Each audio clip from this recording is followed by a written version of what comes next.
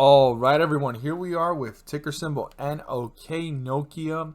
And before we jump into this chart, I want to say welcome to all my first-time viewers and investors. Welcome to my channel, Invest for Tomorrow. To all my subscribers, welcome back.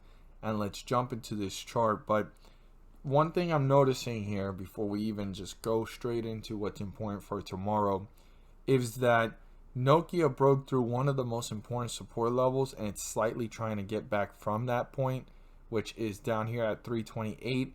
And if it broke through that, then we would have to look at the next point down here at 295, and then the next point would be the lowest point reached in the whole year, which was 235. If you think about it, we're $1 away from that. Currently where it stands, it's at 333, and it closed out at 335. So we're 98 cents to $1 away from that right now within these after hour numbers. And the drop was hard. I mean, we're talking about almost a whole dollar and more, to the point that it fell down. But really right now what's important is what's the outlook on Nokia, and where was Nokia before the fall in the spring of earlier the year. And honestly, when you look at the previous year, Nokia was up at the $5 and $6 range almost, and then it started to fall. It hit that $2 and some change. It started to recover, and the highest that it got was about $5.14, 15 cents. Got rejected twice there, and it's been falling. It tried to spike back up and hit 443, and it's been falling. So Nokia has to break through that $5.15, $5 and possibly 20 cents, which is way up here, further away from the highest peaks, so that this can start to see new highs and new resistance levels. And then after that, the next point would be $6. I mean, it didn't break much over that last year, or it kind of barely touched it.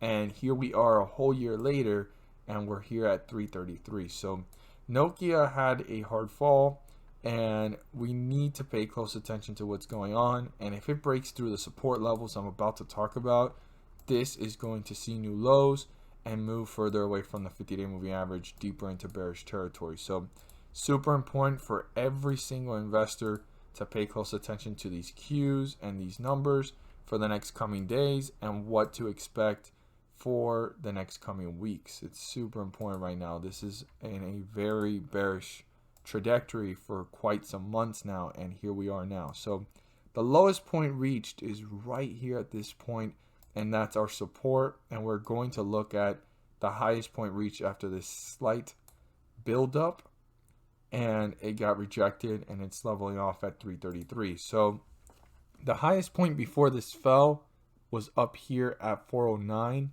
That's an important number for the weeks to come. Super important if this can start to build itself back up. But right now, most importantly, is the 50-day moving average, which is 378. As long as we're below it, the bears are in control, and the moment we're above it, the bulls are in control. For the bulls to work their way towards the 50-day moving average and crossing over it, they need to cross this resistance, and that's 337.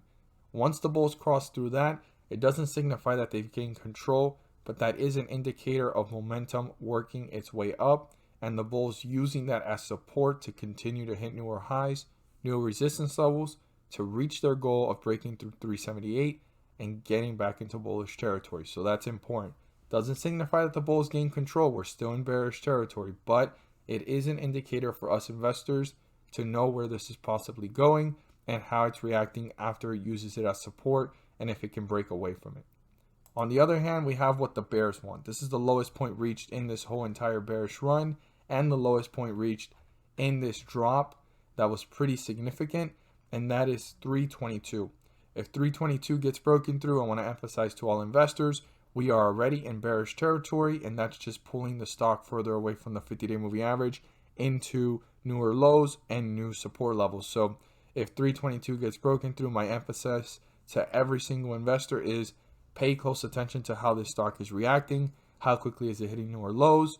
And is it hanging out sideways after it breaks through it, or right before it does, for the bulls to reappear and bring this back up? So those are the cues you want to look at. You want to look at the inflow, the outflow of the charts, and the volume of purchases and sales. And you also want to see your 1 minute, your 5 minute, your 15-minute chart time frames to see who is dominating the chart and what is going on. So again, emphasis, pay very close attention to how the stock is behaving if it breaks through support, because it's already in bearish territory, and breaking through support pulls it down deeper into bearish territory. And for the bulls to have a beginning catalyst, it doesn't mean they've gained control and that they're going to continue to work their way up and get back into bullish territory. But this is the beginning catalyst to pull away from it and start to hit newer highs. The bulls need to break through 337 to start a support system here, work their way up to another resistance level, a newer high, and continue to work their way up, building that momentum to get back into bullish territory. I hope that with these cues, you guys are well equipped for tomorrow's trading day. As always, if you found this video helpful and informative, please do so and subscribe. Don't forget to click on the bell to turn on all notifications and not miss a single video that I post. Share this with your friends and community. And as always, thank you guys so much for watching, and let's make some money.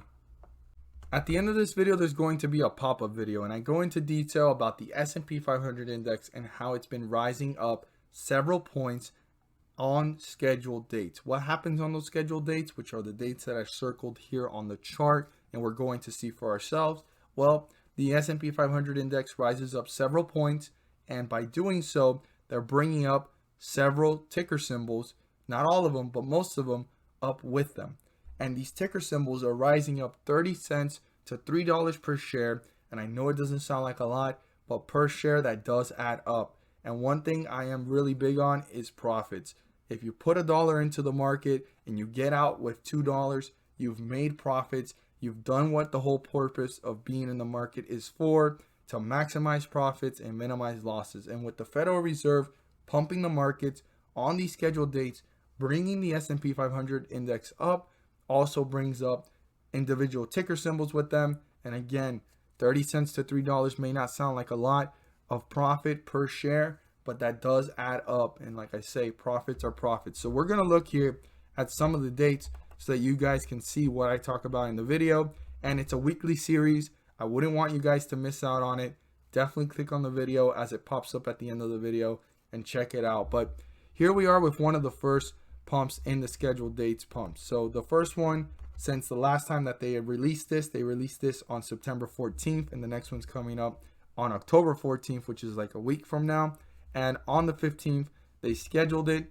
And as you can see, this is the 14th, and the 15th is this big green bar, and it rose up. So on the 14th, we were at around 33.84, and it rose up to 34.20. I mean, that's 40 points risen on the S&P 500 index, and that's creating that catalyst for individual ticker symbols to rise up 30 cents to $3. We're going to look at another one here, and the next one was on September 22nd.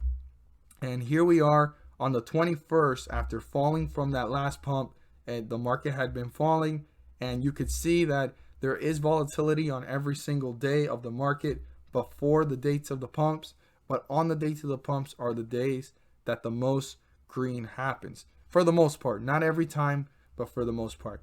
But on the 21st, which was a Monday, it was rising up, and it rose up to this point here. And the next one was the 22nd. So this is the last 21st candlestick, and this is the first 22nd candlesticks. And we were at 32.70. This one rose up all the way up here to this point right here. This was the last 22nd candlestick to 33.19. I mean, if we go back, we were at 32.70, 33.19. That's almost 50-point jump here for the S&P 500 index. And again, individual ticker symbols rose up with it, and it created that catalyst a little bit before the anticipation, and on that date it rose up. Now on this next pump, which was a little bit different, there was a catalyst formed beforehand, and it rose up to these highs on the 28th of about 33.59. It actually dipped on the date of the next pump, which we see it here, which was on the 29th of September, and the next one was on the 6th, which just happened yesterday, and it actually slightly dipped. Now, not every time is these pumps going to rise up the market like we've seen here by a lot of points, but it still rises it back up or levels it off from hitting newer lows and leveling off the market itself. Because if we look at the previous notes that I did beforehand, it was actually rising up with it. The volatility was there, but you were able to buy, like for example, how we bought here on the 15th and it rose up. Well, it's been falling and then very volatile here, up and down. Beforehand, you can buy at the beginning of the scheduled pump dates and hold a couple weeks and ride out several pumps, and you were going on your way up. But right now, even as the market's going down, it's a great opportunity to take advantage of the fact that the Federal Reserve is pumping the markets and there's an opportunity to make profits. So here we are on the 29th, and it fell to lows of 33.28 and it rose up to these highs here of 33.49. I know it doesn't sound like a lot, but that's still a 20-point jump after dipping and recovering, and then it continued to work its way up to newer highs. Now here on the 6th, which on the 5th it started to rise, it leveled off. This is the last candlestick of the 5th coming up right now, and we're about to see it here.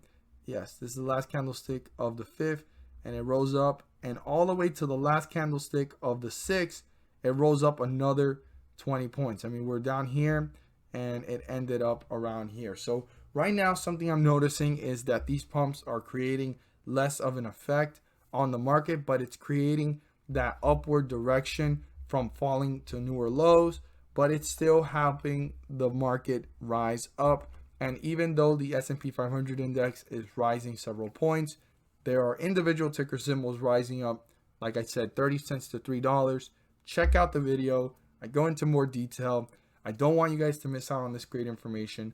Click on it, and thank you guys so much for watching, and let's make some money.